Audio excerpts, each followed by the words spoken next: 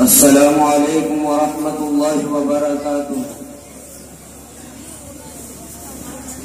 الحمد للہ الذی ابدع الافلاک والارضین،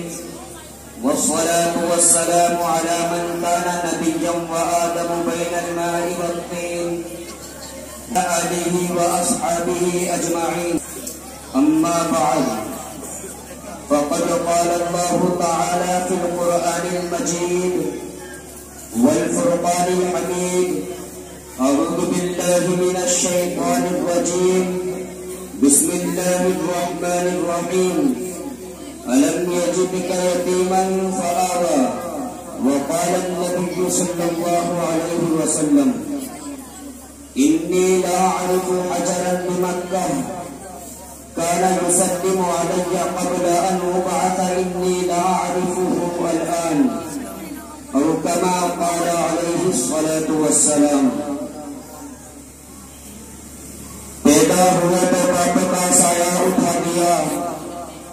گھٹنوں چلے تو دادا آدم کو روانہ تھا، چلنے لگے تو مادر ہم ہو گئے جدا، ہر ایک سایہ سر سے اٹھتا چلا گیا، اور سائے پسند آئے نہ پروردگار کو، بے سایہ کر دیا گیا اس سایہ دار کو۔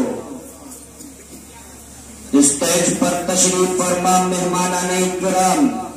اور حاضرین گرامی، آج میں اس دلکش ساعت ہمایوں میں آپ حضرات کے سامنے اس جلیل القدر،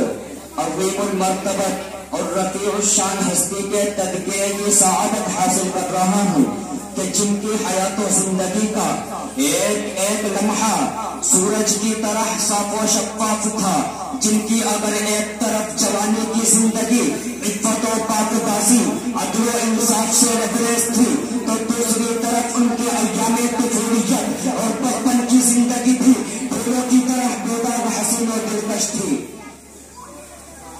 جو یتیم بن کر دنیا میں تشریف لائے لیکن سارے یتیموں کے امام بن گئے، جن کی ولادت سے قبل ہی باپ کا سایہ سر سے اٹھا دیا گیا تھا، اور جب گھٹنوں چلے تو مادی مامتا اور اس کی میٹھی میٹھی آواز سے بھی محروم کر دیے گئے، جنہوں نے ایسے سنسان ماحول میں چلنے کا سلیقہ سیکھا تھا کہ ہر طرف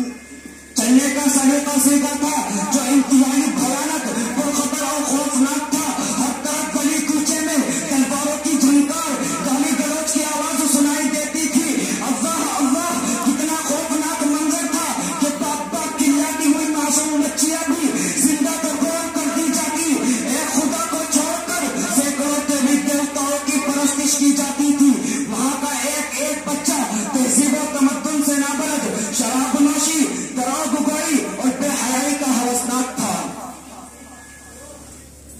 سورج طلوع ہوتے ہی مکے کی گلیوں میں بچوں کی بھیڑ لگ جاتی، رقص و سرور، ناچ گانا، خاک و پتھر ان کا محبوب مشغلہ ہوتا تھا، فحش گالی گلوچ ان کے لبوں پر مچلتا تھا، لیکن قربان جائیے آمینہ کے لائے اور عبداللہ کے طفل یتیم پر، جن کی آمد پہ لاکھوں سلام، جن کی ولادت پہ لاکھوں سلام، جن کی طفولیت پہ لاکھوں سلام، جن کی شبابیت پہ لاکھوں سلام، جن کی نبوت پہ لاکھوں سلام، جن کی رسالت پہ لاکھوں سلام، جن کے قدموں پہ سو جان قربان۔ پوری تاریخ انسانیت میں آپ کی کوئی مثال نہیں ملتی، اور ملے بھی کیسے؟ قدرت نے آپ پر آسانی کسی کو پیدا ہی نہیں کیا، بلکہ پیدا ہونے کے بعد وہ سانچہ ہی توڑ دیا گیا تاکہ کسی کو ثانویت کا شبہ ہی نہ ہو سکے۔ آپ کی بعثت بے مثال، آپ کی رسالت بھی بے مثال، آپ کا مرتبہ بے نظیر، آپ کی نبوت بھی بے نظیر، آپ کا مقام نرالا، آپ کی شان بھی بڑی نرالی، اس لیے آپ کی طفولیت بھی بڑی شان والی تھی۔ میرے دوستو، حضرت انس رضی اللہ عنہ ارشاد فرماتے ہیں، آپ نے کبھی کسی کو گالی نہیں دی، نہ کبھی کسی سے فحش کلامی کی، نہ تو کبھی کسی سے بدعہدی اور دغا بازی کی، نہ کبھی کسی گانے بجانے کی مجلس میں شریک ہوئے، اور نہ ہی کبھی غیر اللہ کی آپ نے پرستش کی۔ حاضرین محترم، زمانہ جاہلیت کے اس پرمعصیت گندے ماحول میں آپ کا لڑکپن اتنا صاف و شفاف تھا کہ دور طفولیت ہی میں ہر طرف آپ کے عدل و انصاف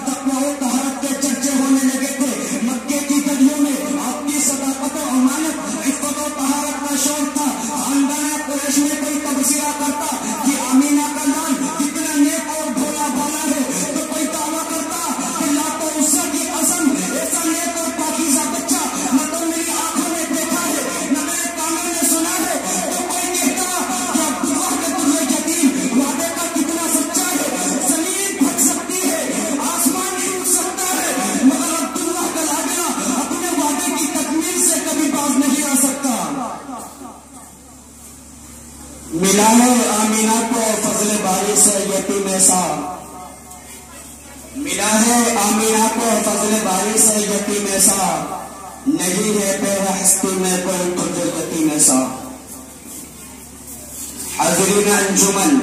یہ قدرت کا نظام ہے کہ جب کسی انسان کو بڑا بنانا ہوتا ہے تو اس کے اخلاق بدل دیا کرتے ہیں، رفتار و گفتار، اقوال و افعال اور اس کے کیریکٹر میں تبدیلی آ جایا کرتی ہے جو روشن مستقبل کی غمازی کرتی ہے۔ بچپن میں بچوں کا نہج دیکھ کر ان کی پرواز کی قسم کھائی جا سکتی ہے، اس لیے رب کائنات نے اپنے محبوب کے ساتھ ویسا ہی معاملہ کیا۔ آپ علیہ الصلوۃ والسلام کے سر پر ختم نبوت کا تاج سجانا تھا، اس لیے آپ کے پورے سلسلے نسب کو ہر طرح کے غلاظت اور ناپاکی سے محفوظ رکھا۔ مسلم شریف کی روایت ہے، آپ علیہ الصلوۃ والسلام نے ارشاد فرمایا، ان اللہ اصطفى کنانة من ولد اسماعیل واصطفى قریشا من کنانہ واصطفى من قریش بنی ہاشم واصطفانی من بنی ہاشم۔ سب سے پہلے اللہ تعالیٰ نے حضرت اسماعیل علیہ السلام کی اولاد میں سے کنانہ کو منتخب کیا، پھر کنانہ میں سے قریش کو منتخب کیا، پھر خاندان قریش میں سے بنی ہاشم کو چنا اور بنی ہاشم میں سے پھر مجھے اللہ تعالیٰ نے منتخب کیا۔